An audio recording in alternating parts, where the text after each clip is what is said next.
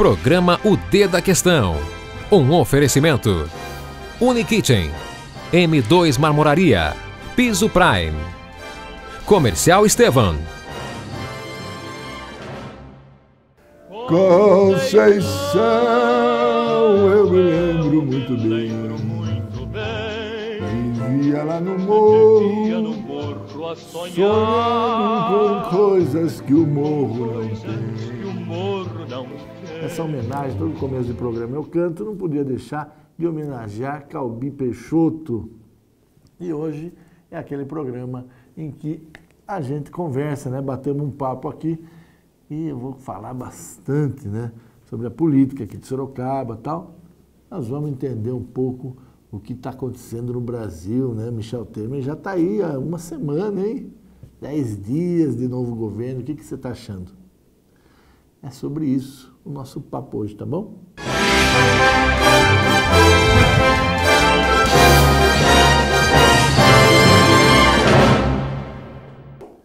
Estamos de volta com o D da Questão. Hoje é aquele dia que a gente faz aquele bate-papo, né? Tentar explicar um pouco, né? Provocar você aí, instigar sobre esse momento que a gente está vivendo aqui no Brasil.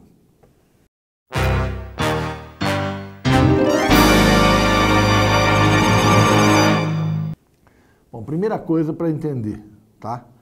O presidente Michel Temer é interino e a presidente Dilma Rousseff é afastada. Então você tem um presidente que está no comando, que é o presidente interino, que é o Michel Temer. E aí você tem uma presidente afastada, que é a Dilma Rousseff. Então, você tem dois presidentes? Sim, tem dois presidentes. Um que está no comando, que é o interino, e um que está afastado, e como afastada ela pode voltar. Como que funciona isso? É assim, né? O que diz a legislação, né? Todo aquele rito que já aconteceu, que a gente já viu, né? Onde o representante do cidadão, que são os deputados federais, eles apresentam, tem lá a denúncia, chega, o presidente tem poder para recusar ou não, tanto que ele recusou, se eu não estou enganado, 13 ou 14 pedidos, aceitou um. Esse pedido vai para uma comissão na Câmara, essa comissão da Câmara analisa, isso vai para o plenário. Você viu tudo isso, né? 513 deputados, foi lá 367, nem lembro quanto lá, mas uma lavadona ficou na frente a aprovação do impeachment, que foi para o Senado. O Senado é onde estão os representantes dos estados. Se os deputados representam os cidadãos, os senadores representam o estado. Então, tem lá os senadores do estado de São Paulo, do Paraná, Paraíba, né, do Ceará, enfim, de todos os estados do Brasil são os senadores. E acontece o mesmo rito, né? Então, recebe da Câmara a denúncia. O presidente aceitou, o Renan Calheiros aceitou essa denúncia que veio da Câmara. Montou uma comissão. Essa comissão aprovou que fosse para o plenário. Por maioria simples, o plenário tinha que acatar ou não se ia fazer o julgamento da Dilma. E foi isso que o Senado fez, ele acatou. Quando ele acata, a presidente se afasta, embora continue presidente. Aí são até 180 dias. Então está contando lá o prazo. De até 180 dias, esse julgamento tem que acontecer dentro do Senado. Até 180 dias. E o prazo correndo, e aí o Michel Temer assume. Bom, tem que prestar atenção numa coisa. Se para aceitar o julgamento era uma maioria simples, ou seja, são 81 senadores, 41 aceita, vai embora.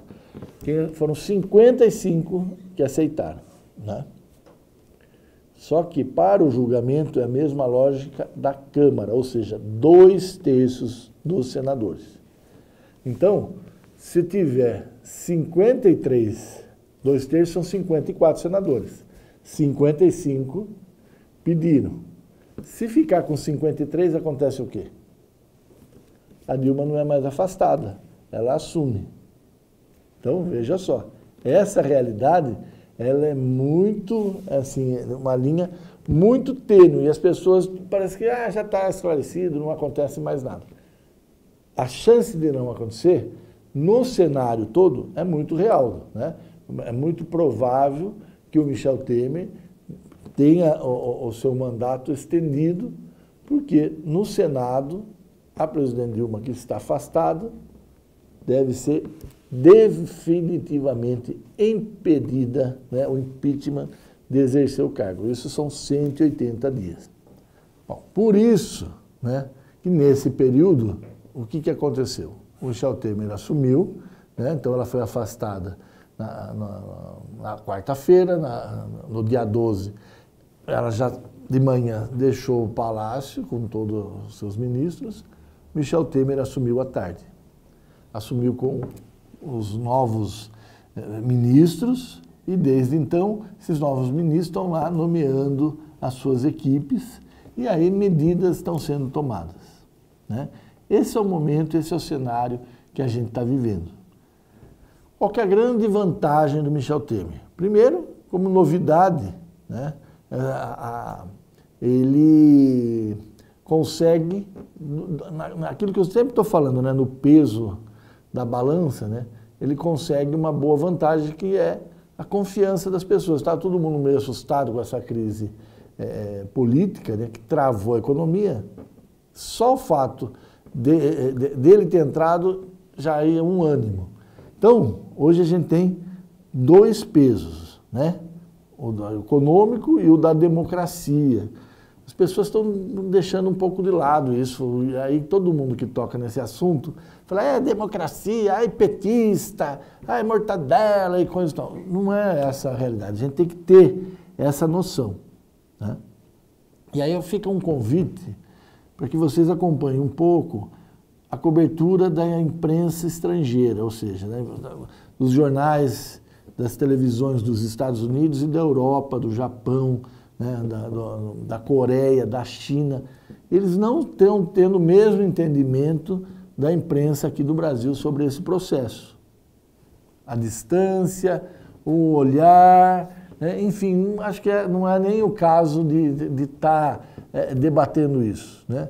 Acho que não é esse momento se é golpe, se não é golpe, que é essa questão, essa palavra, esse mantra do PT, né? Se poderia fazer as coisas como foram feitas, enfim, né? A questão é a gente ter essa medida do equilíbrio, né? Economia, democracia, se um lado ficar maior do que o outro, as conquistas que o Brasil teve, né, ao longo dos últimos 20, 30, 40 anos começam a ficar em xeque. Eu sei, todo mundo dá um valor tremendo para essa questão da economia. 11 milhões de desempregados, né, provavelmente indo para 12 milhões nesse ano. É muita gente, é muito sofrimento, não há dúvida nenhuma. Demonstra a clara falta de capacidade da presidente Dilma de manter aí o equilíbrio das contas, o equilíbrio daquilo que dinheiro que entra, o dinheiro que sai, subsídio de taxas, né? Vamos nem falar das bolsas, não, vamos falar da questão direta, energia elétrica, questão do combustível. Enfim, desandou. Esse ponto não há dúvida. Agora, até que ponto, né, esse desequilíbrio é algo que interessa para a gente? Hoje está assim e vai ficar assim até quando, né? Até que momento esse valor maior para um aspecto em relação ao outro? É essa reflexão que eu acho que você tem que fazer em casa. É esse o convite, né? Não estou aqui para dar a minha opinião ou para trazer a opinião de A ou B, não é esse. Eu acho que essas questões, né, elas dizem hoje muito mais respeito a você, né, que está em casa assistindo, vendo noticiário de televisão, de jornal, acompanhando muita coisa pelo Facebook, pelo WhatsApp. Nossa, como esse WhatsApp virou uma febre, né? E aí? Né, você está só papagaiando e mandando o que os outros estão te mandando ou você está parando para pensar? É esse convite que eu estou fazendo aqui, né? Pensa que são dois, a balança ela tem dois lados, né? A sociedade está no meio E aí ela tem o pêndulo da democracia e da economia. A economia não pode, única e exclusivamente, prevalecer se seus direitos, se suas vontades, se suas conquistas, se seu modo de ver o mundo forem aniquilados. Ninguém vive sem emprego, ninguém vive sem dinheiro, né? Casa que falta pão só gera confusão, o ditado está aí e já diz tudo. Mas também, né, bolso cheio, e se você não pode ter liberdade de fazer o que você deseja, de agir como você quer, não vale nada. Ah, tá bom, você está pensando aí que hoje você já não tem liberdade, né? Primeiro que você não tem dinheiro, segundo que você vai para a rua, tá essa violência, né? Um monte de gente nos semáforos, liga a televisão, só noticiário, vem aquela coisa, as balas perdidas, parece que a gente vive, né, num faroeste sem tamanho, a gente sai de casa, alguém vai invadir, o clima é pesado, é de tensão. Eu entendo tudo isso, que você já não tem essa liberdade. Mas pelo menos a gente pode estabelecer esse diálogo e você pode pensar qual que é a sua responsabilidade, né, para essa questão, essa desordem, né, que a gente vive socialmente. Por que a violência cresceu tanto? Você já pensou um pouco nisso? É todo mundo que é vagabundo mesmo, né? É todo mundo que está do mal, as pessoas nasceram do mal? Ou aconteceu alguma coisa nesse processo? É esse meu convite para você, né? Quer dizer, hoje a gente vive esse otimismo do governo Temer, mas a gente vive essa apreensão sobre essa descompensação da balança. É disso que a gente tem que pensar. Como que reequilibra isso, né? Como que faz com que, né, os direitos, aqueles votos seus da urna, o voto, né, que é aquele que a gente escolhe o representante do cidadão, escolhe o representante do Estado, que importância tem isso para você, né? Que importância tem, né, que a gente coloque aquilo que tanto tem machucado todo mundo, que é a corrupção, né, no seu devido lugar. A gente tem que entender, né, que esse é um tema caro, né, um tema importante, mas que a gente não pode ser iludido. Não se deixe iludir, né? Force uma conversa com as pessoas próximas, nos meios de comunicação. Faça com que cada um leve essa reflexão. Se a gente bobear, tudo que a gente pode hoje, como um papo como esse, se coloca em risco. Tomara, né, que haja toda a compreensão e as pessoas consigam, de fato, entender esse momento que a gente está vivendo, tá bom? Fica esse convite aqui para você. A gente vai para um rápido intervalo, na volta vamos falar um pouco de política local. A Unikitchen está localizada na cidade de Sorocaba e rapidamente conquistou o mercado atendendo consumidores exigentes que buscam muito mais que diferenciais de beleza e tecnologia, perfeitamente adaptada às tendências globais e necessidades do nosso tempo. A empresa busca as mais variadas soluções para o seu dia a dia. Os eletrodomésticos, metais e louças comercializados e a consultoria prestada são referência no interior do estado de São Paulo, sinônimo de qualidade, exclusividade e respeito ao meio ambiente.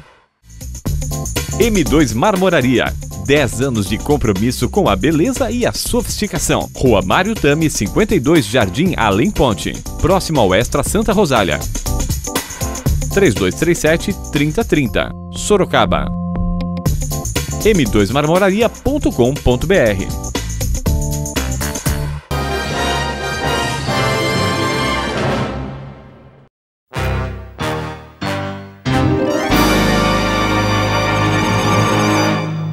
O que esse cenário nacional influencia na eleição municipal, que os prazos, né, estão fazendo, se afunilando? Bom, primeiro que a gente tem que entender, né, que uma eleição municipal, ela tem uma característica bastante diferente das eleições para presidente e para governador, as três são para o executivo, que uma você escolhe por afinidade de poder, por afinidade de visão de mundo, por afinidade, de capacidade de gerir a economia. Numa eleição municipal, esses valores eles continuam. Mas vai me dizer que a questão pessoal também não pesa. A gente sabe que pesa. Então, esse cenário nacional, o reflexo que ele traz para o municipal, primeiro é a confiança, né? A gente viveu nessa crise política dos últimos 6, 7 meses, né, uma grande assim, medo, desconfiança. Quando Michel Temer assume, ele fala, olha, vamos deixar a crise de lado, agora é trabalho, agora é confiança. O discurso dele, né, até por todo esse histórico de desconfiança que a sociedade tem dos políticos, e é justificável, foi recebido com um panelaço. Do mesmo jeito que teve panelaço para Dilma, a gente ouviu aí panelaço para o Michel Temer, né? Então, quer dizer, não bastou essa mudança, tem algo mais que a sociedade está querendo. Como que isso se reflete na eleição municipal, né? Será que essa questão ideológica ela está assim tão distante dessa questão pessoal? E a minha impressão, e fica o convite para que você também pense na sua impressão, porque você é cada um de nós que vai lá colocar o voto na urna, e é aí que vai decidir. Então, o que eu de fato entendo é o seguinte, quem emplacar primeiro um determinado tipo de discurso leva uma vantagem muito grande sobre os outros. E aí, quais são os discursos? Primeiro, de inovação, né? Ser novo é algo que me parece que é um valor importante hoje para o eleitor.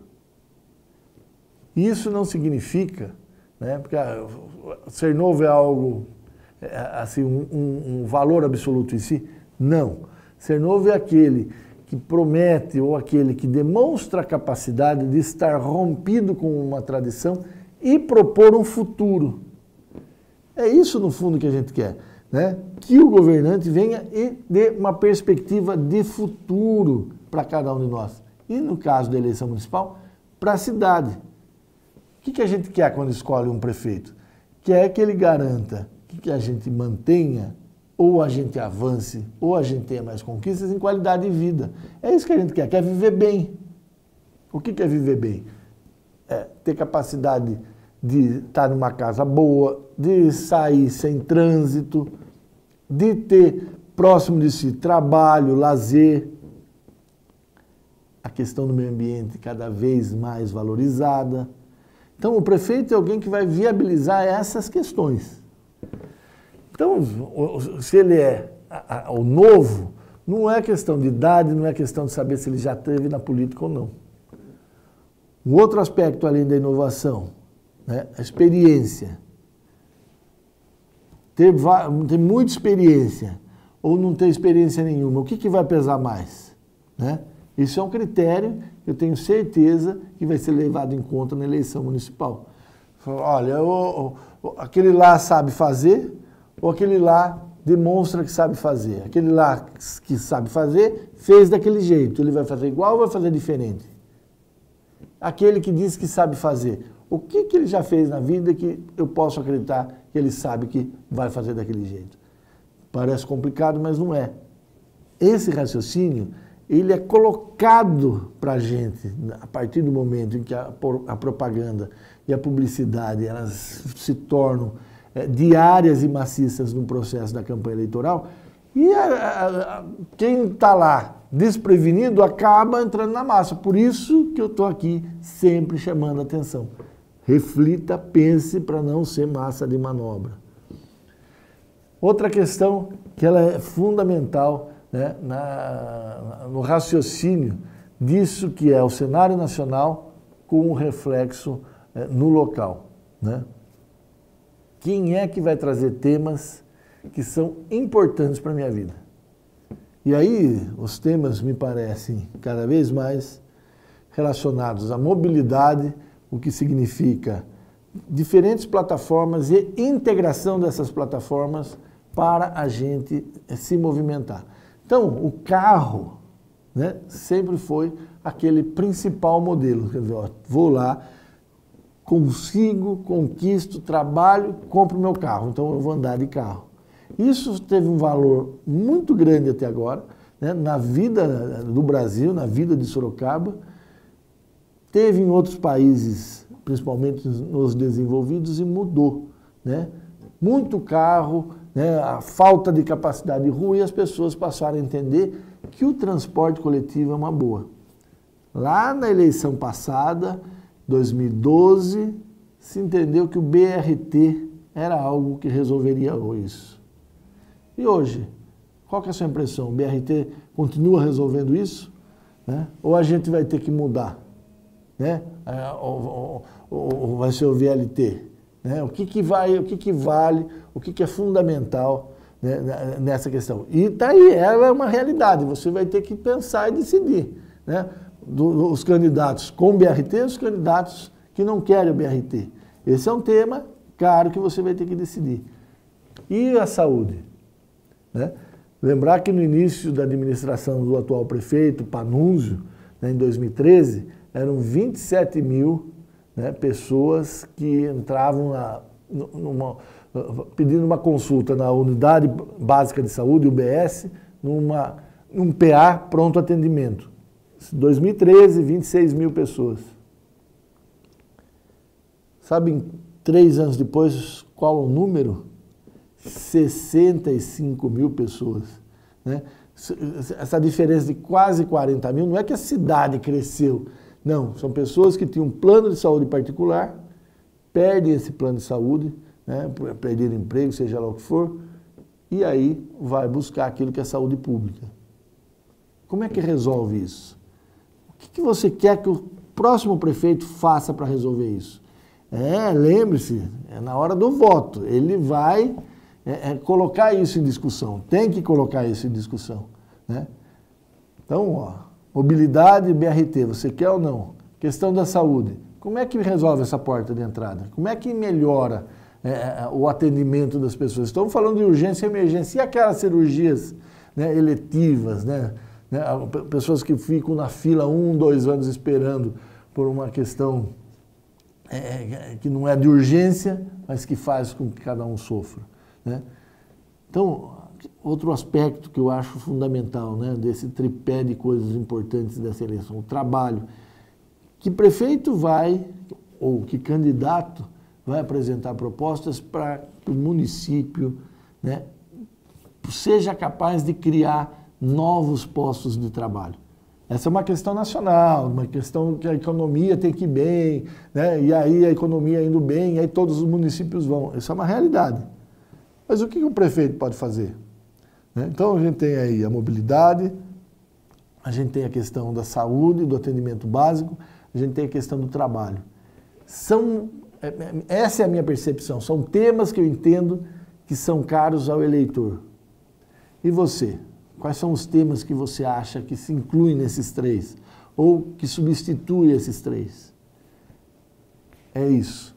É isso que vai estar em discussão e é essa relação que tem esse cenário nacional com o cenário local na eleição. Os candidatos estão se colocando, estão aparecendo. Vai caber a você, né, estar atento, principalmente durante a campanha, onde a gente fica mais vulnerável, e é um dia atrás do outro. Uma vez você está atento, mas sabe, 10, 15, 20 dias depois, serão 45 dias, a gente acaba de algum modo sendo influenciado. Enfim, né? O tema, o momento está com você, a reflexão está com você. Vou para um rápido intervalo, para um café, e na volta a gente fala o chau do dedo da questão. Não saia daí, até já. Especializada em revestimentos de alto padrão, a Piso Prime oferece os mais variados produtos nacionais e internacionais, além de serviços diferenciados. Através de um atendimento personalizado, o cliente encontrará as melhores opções e as últimas tendências e novidades para os mais diversos projetos. Cerâmicas e porcelanatos nacionais importados, pastilhas em vidro, cerâmica e aço inox, mosaicos em mármore, coco, madeira, pedras naturais e vidro, ladrilho hidráulico, pisos e revestimentos cimentícios e atérmicos para piscinas.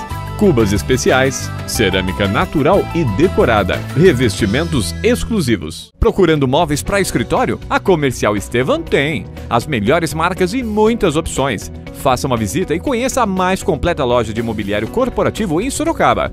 Consultores à sua disposição. Acesse o nosso site comercialestevan.com.br ou solicite uma visita. Avenida Doutor Afonso Vergueiro, número 2131. Telefone 3418 9011. Comercial Estevan, mobiliário corporativo, grandes marcas e os melhores preços.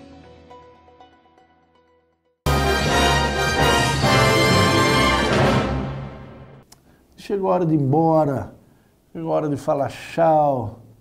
O Dedo da Questão novo só semana que vem. Olha, uma ótima semana para todo mundo. E vamos pensar, né? Esse momento do Brasil, esse momento da eleição municipal. E o café de hoje, ó, muito bom. Com o Fernando da Única, né? Ele vai levando os filhos para o CEI de manhã, tá lá ouvindo o Dedo da Questão, tá ouvindo o Jornal da Ipanema e ligado na TV. O Ismael, uma pessoa super simpática, me parou estava com a esposa no Walmart, estava lá entrando comprar umas coisinhas, ele estava comprando umas coisinhas, ele falou, pô, sempre te vejo na TV, uma alegria, e olha, alegria minha, Ismael, de poder estar tomando esse café com você. Vai tomar esse café com o Pacheco, que é da área de comunicação da MGT Bolina Engenharia. O Pacheco cuida da comunicação e a MGT Bolina Engenharia é minha parceira no Dedo da Questão, lá no Jornal da Ipanema, segunda a sexta, 8h30 da manhã. Acompanhe no rádio ao vivo, muito legal. Olha, quero tomar esse café também com o Aldre lá da Pane Center, sempre ligado. Olha, Aldre, bem bacana saber que você está na audiência. E eu quero tomar esse café também com o Carlos Alberto Souza Filho, o gordo da Padaria Real, que fica louco da vida de eu ficar falando de câmera em câmera. Ele falou, você vai deixar louco quem está em casa, deixa atordoado. Ei, gordo, obrigado pela dica, você é um amigo querido. Café aqui, ó, seu parceiro, Excelsior, né? Café Excelsior, parceiro da Padaria Real, no Jornal da Ipanema. Obrigado a todos vocês, boa semana, tchau, até a próxima.